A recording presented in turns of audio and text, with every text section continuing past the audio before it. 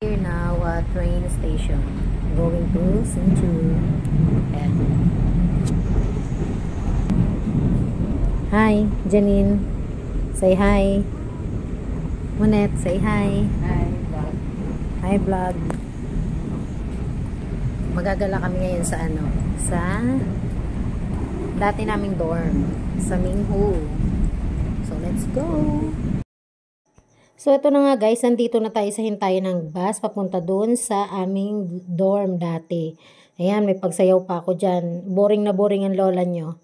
Tapos ayan, dito din yung sakayan ng bus papunta ng Taipei Main Station. Ayan, ayan yun.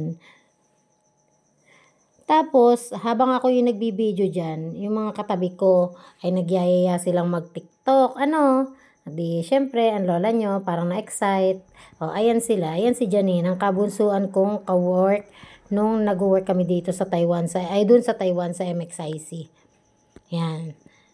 Ang bata kasi niya nag-abroad, guys. 18 years old yan, nag-Taiwan.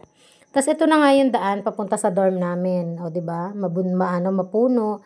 Maganda yung dorm namin, guys, kasi parang hotel siya. Dating hotel. So, you can see yung daan, o. Ayan na yung dati namin dorm, guys. Diba, ang laki.